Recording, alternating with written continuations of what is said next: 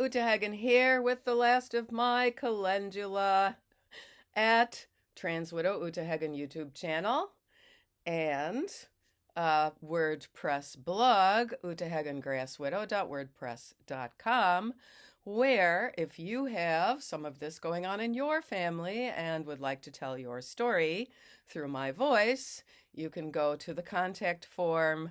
The notes under the video always have the name of my blog. And so those go back there in my little tableau. And of course, we have the asparagus fern getting a little bigger. And I'm just doing a late afternoon video for everyone. After doing some shopping, I can't find cookie tins. I had to settle for little bakery boxes. Thank goodness I have a kind of a wholesale cooking restaurant supply place near me, and they were able to give me that. And so very soon I'm going to be baking. I'll show you my results. Maybe I will put my recipes, because they are the good ones, in my blog.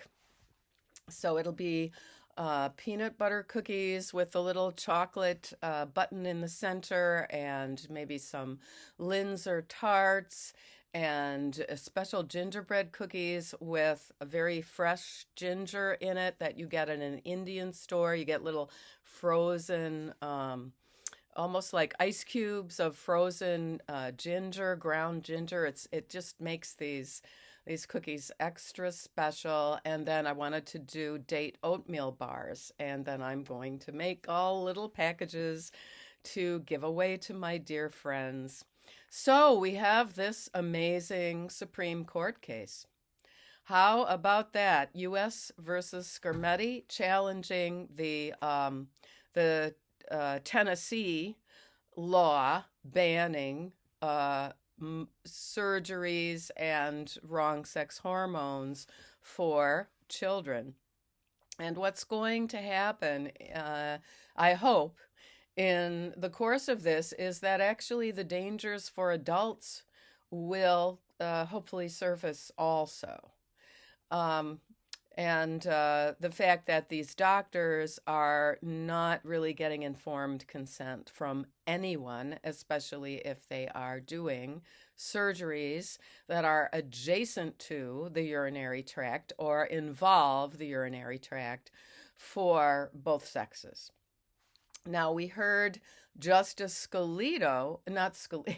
Scalia, I want to combine Scalia, who is deceased now, with Alito, but it is Justice Alito who made sensible points. He's done his homework. He cited the Cass review by top pediatrician from the United Kingdom, Hilary Cass, which she took 3 or 4 years to assemble. And she went through all of the studies and found, as I have found also, that the studies are low quality, meaning they don't have enough subjects, they don't follow up. What's interesting is that this character, Chase Strangio, a woman who thinks that she is male and takes testosterone to grow facial hair, but nevertheless has the typical hip to shoulder ratio, which is that her hips are wider than her shoulders, and she certainly doesn't have the height of a man. She also had a pregnancy and gave birth, and so therefore we have it definitively proven that she is a female. I certainly hope that this child she gave birth to has not been damaged by the hormones that she took, and hopefully during the pregnancy she stopped taking testosterone, hopefully. And I think it's really quite evident that despite the fact that in her robotic, strange, metallic voice, speaking very, very quickly, all of her rehearsed lines, she can't say anything logical. She doesn't actually cite studies. She says, we have definitive proof through longitudinal studies, da da da da da. But she's not citing, the years and the names of the researchers and the journals that they're published in, because she knows if she does that, then Justice Alito can look up that study. And if it happened to be the famed Dutch study, which resulted in the famed Dutch protocols of giving puberty blockers and then going on to wrong sex hormones and then going on to those urinary tract adjacent surgeries, then the end of that study, where only 33 subjects finished the exit survey, that would come to the surface. And I think it's quite interesting that they've got an attorney who calls herself trans from the ACLU doing this testimony. You would think that they would call upon Dr. Mark Marcy Bowers or Dr. Richard Rachel Levine to say their repeated mantras, but that's how it's going so far. And we've got two justices, unfortunately, be clowning themselves. This is Justice Sotomayor. I'm ashamed of her as a woman, and also Justice Ketanji Brown Jackson. And Ketanji Brown Jackson wanted to make some kind of false equivalence between this ban on a dangerous treatment on children to laws that were decades ago in Virginia. I think it specifically was the Loving case, where a white man had married a black woman, and it's a really crazy, unfortunate story. I think they were put in jail for interracial marriage and so on. And for some reason, Ketanji Brown Jackson is saying this very, very politicized mantra, equivocating and equating was the word I was looking for, equating a ban on a dangerous medical treatment to a ban on interracial marriage, which was based on racism. Now, this is very, very common for the pro-trans camp to accuse those of us who want to talk about biological reality of racism and bigotry. Now,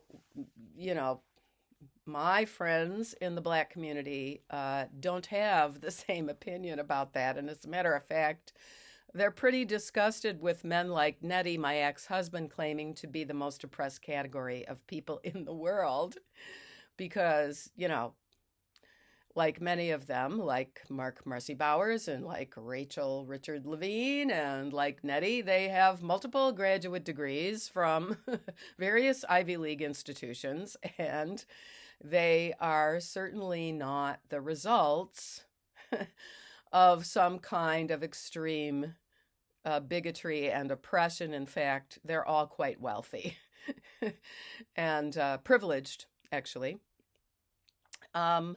Let's see now. Oh, yes, and Sotomayor. Why am I so ashamed of her? Because she compared aspirin and the risks with any medicine like aspirin with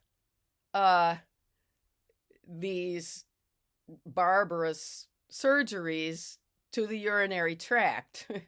And I might have thought that she was quite an erudite jurist when she first came in, but none of this is making any sense.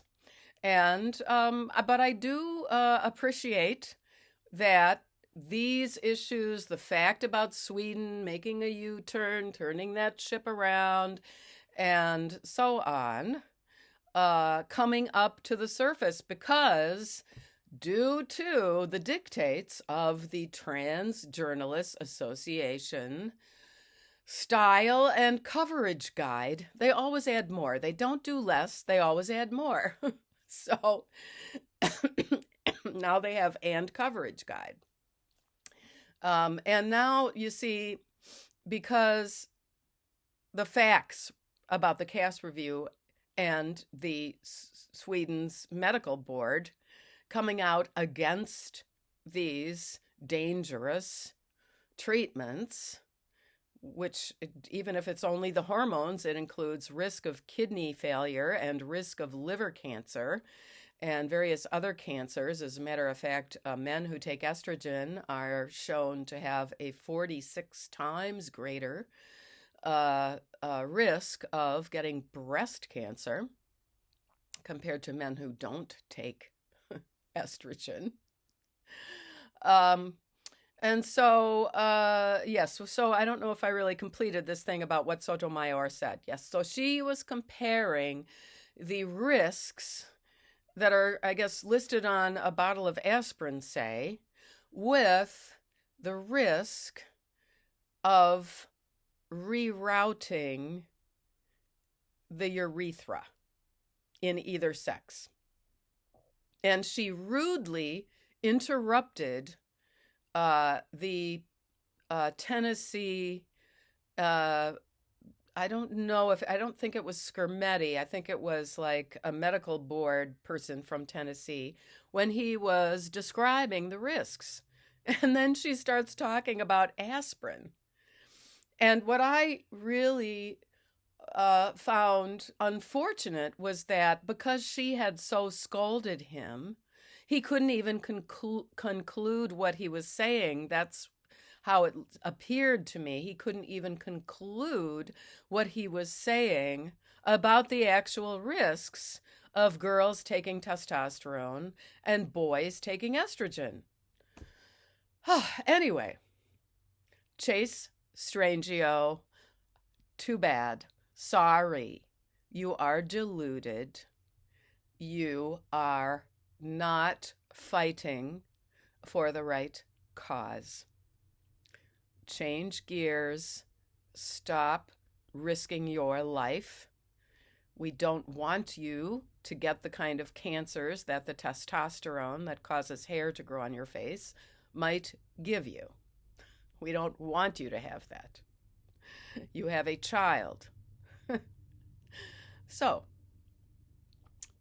as a matter of fact, just one last aside about Chase Strangio. I remember Chase Strangio writing some article about the trans difficulties with getting babysitting when you're, I don't know if she's a single parent or whether she has a partner or what, but she was having trouble getting childcare. And I just thought, okay, all right, let's write an article about how hard it is for trans widows to get appropriate childcare for our children. I wish that I had not allowed Nettie to do some babysitting when I was doing my graduate school classes after we separated. And I knew it was a mistake when I came back from my class and Nettie was waltzing around my apartment in my apron. And I thought, oh, after the children have gone asleep, you're going to riffle through my underwear drawer and do whatever. I think I'm going to throw everything out, use it for rags, and buy all new for myself. Oh my, do take care. Please do enjoy the holiday and just dip into this crazy world as you feel necessary. And to get outside, enjoy the beautiful snow. I don't know. Oh, there it is, my winter wonderland. All right. See you the next time. Be well.